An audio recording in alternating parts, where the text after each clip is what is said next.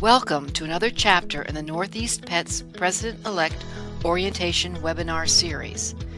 Today's topic is Rotary Leadership Basics. This is a 15-minute presentation on some basic leadership techniques that will help you lead your club more effectively. To begin, some of you may have past experience leading groups or teams, while others may not. However, we encourage all presidents-elect to view this webinar. It's a short investment of your time, but we are confident that everyone will take away something of value. Leadership is one of those topics that can in fact be very nebulous. There are literally thousands of books that have been written about leadership. However, leadership can be very difficult to describe.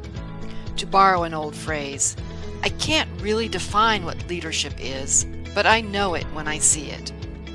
Because we're limited in time to only about 15 minutes, this will be a very broad overview of how to be an effective leader of a Rotary Club. As a Rotary Club president, you wear many hats. You are a maker of grants, a project leader, a fundraiser, a cheerleader. You're a recruiter. You're the person who makes things happen. You are the face of your club. In other words, you're sort of like a superhero. In fact, being a superhero president is just another way to describe someone who is simply being a good leader. We've tried to boil down good leadership into three essential elements of effective leadership. They are: have a vision, effectively engage your members, and lastly, to listen. If you can consistently apply these three elements, you will find that your effectiveness as the leader of your club will be significantly enhanced. Let me start to talk about the first point, which is having a vision. What is a vision? Oops, not that kind of vision. When I use the word vision, I'm talking about you, as president of your club, answering the question, what do you want your club to look like at the end of your year as president? It's a short statement that simply says what your club has become, or has accomplished, or is known for in your community. Some clubs may already have a defined vision statement. If that's the case in your club, then you're already ahead of the game. Some vision statements may have to do with additional fundraising. Some might focus on membership growth. Some may focus on expanded youth programs, or perhaps a major new project in your community. Whatever it is, it's important that you define it early, that is, before next July. There are a few more elements in the development of a strategic plan for your club. As we've already discussed, a typical plan starts with a clearly stated vision. Another way to explain vision is that it is the final destination of your presidential year. The next step in the development of a strategic plan is the definition of strategy.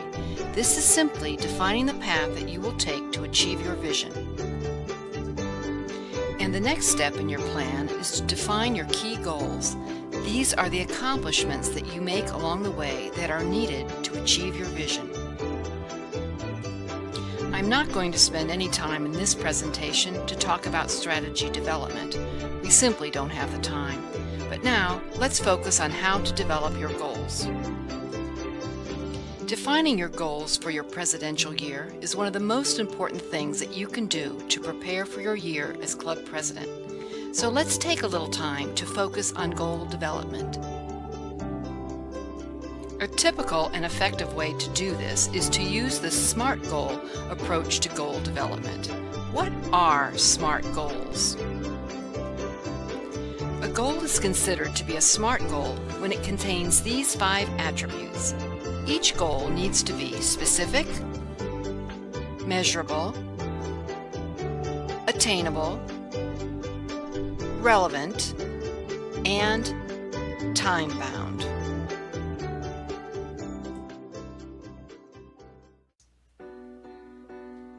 What is a specific goal? A specific goal is one that is clearly stated. Rather than saying that you have a goal to be more active in the community, your goal could be to start a program that helps feed the poor in our town. This gets to the heart of the type of activity you want to develop.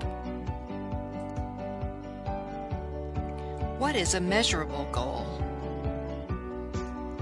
A measurable goal is one that you can easily determine if you have achieved it simply because it is quantitative. Rather than having a goal to add new members to your club, your goal might be to increase net membership by 5 members. What is an attainable goal? An attainable goal would be something that is reasonably achievable within the time frame of your Rotary year. So, for instance, instead of a goal to triple your fundraising dollars, perhaps the goal should be to add one new fundraiser that raises a minimum of $5,000 net. What is a relevant goal? A relevant goal is a goal that is fully aligned with your vision. If your vision is to become a club that is focused primarily on youth services, then your key goals could reflect that focus with a goal like sponsor at least 3 high school students to a RILA conference. What is a time-bound goal? A time-bound goal is simply a date or deadline by which that goal will be achieved.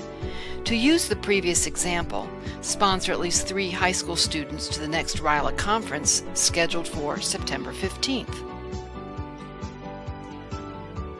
By using the SMART goal process, you will be able to identify more meaningful goals that will help your membership to stay focused. Try to ensure that each defined goal contains all 5 attributes. And just like your vision, your goals should be defined before next July. One last suggestion about goals, and this has to do specifically with the key or critical goals for your club during your year as president. Do not have too many goals.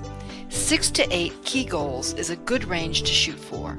More than 8 often results in a club that has too little focus.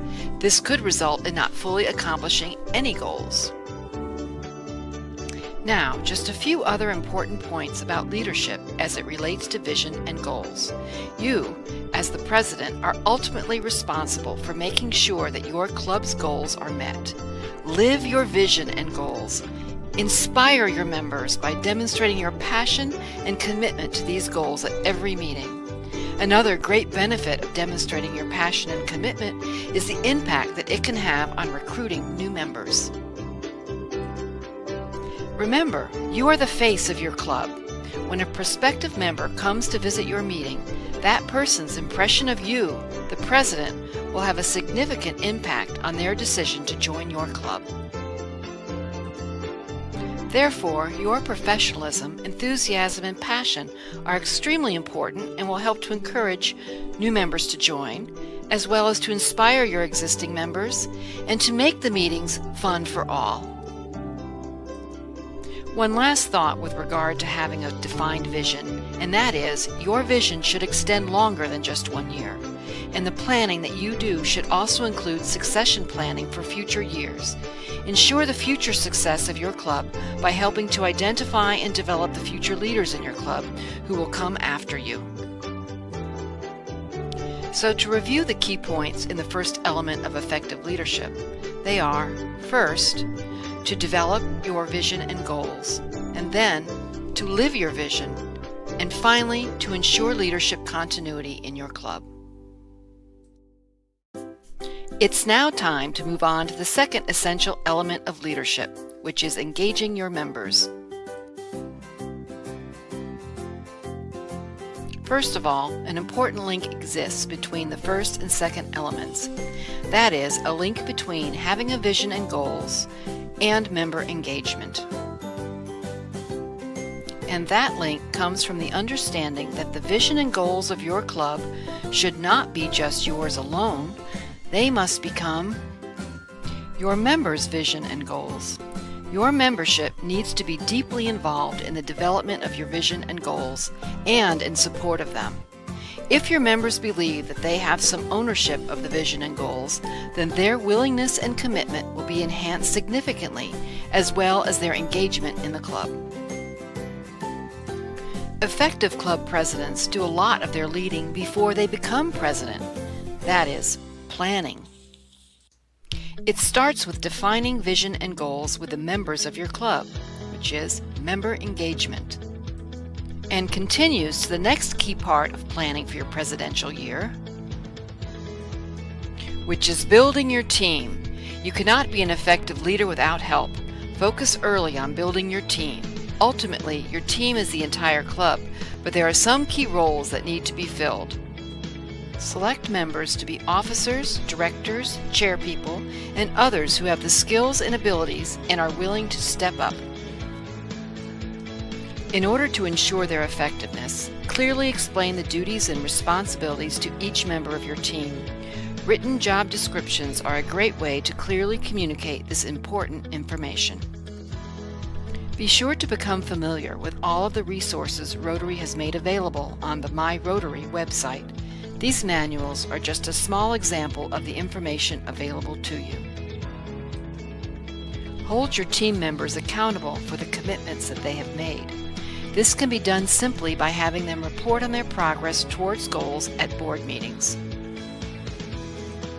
Recruiting members into the right roles is a significant part of effective leadership, but can be a challenge in a volunteer organization like a Rotary Club. You may need to sell, persuade, or otherwise convince capable members to join your team. Remember that they are taking time away from their families and work in order to be part of Rotary. Being understanding of someone's time limitations, while at the same time creative in your invitation onto the team, will often be necessary, but it will be worth it. If you want your members to be engaged, then every member of your club should have an assigned role or responsibility, and this goes double for new members. Make sure your newest members are immediately invited into a role or committee where they can feel like they are part of the club and they begin to meet and get to know the other members. In filling some of these roles, you may want to consider using the voluntold technique. Specifically asking an individual to please volunteer can be much more effective at engaging members in various roles in your club. One last critical part of member engagement has to do with your club's weekly meetings. Your members should attend the weekly meetings because they want to, not because they feel like they have to. Your responsibility as club president is to make sure that your meetings are fun, informative, engaging, and build fellowship. Now, the third and last essential element sounds like it should be the easiest thing to do, but it is often one of the most difficult, and that is to listen. As we said earlier, the secret to making your vision and goals successful is to make sure they aren't just your vision and goals, but they are your members' vision and goals. That won't happen unless you listen to what they are saying and act on what they are telling you. An effective leader should not just listen, but thoughtfully react to the things that they hear in a positive way. Clubs must change over time in order to remain healthy and to grow. You will often have to deal with members who are naysayers or simply want to maintain the status quo in your club. These are the times when you must listen, but then take the appropriate steps to lead them to a better place. If you let them know that you've heard them and then effectively share your passion, you can lead them to a new path where they can become re-engaged and excited about the club's vision and goals. Now, you don't just listen with your ears, you should listen with your eyes too. Be watchful at meetings and projects to observe those members who are not engaged, or worse, seem to be actively disengaging. Talk to them, listen to their concerns, and work to take care of their issues. It is your job to get the problem fixed. A few other thoughts about listening.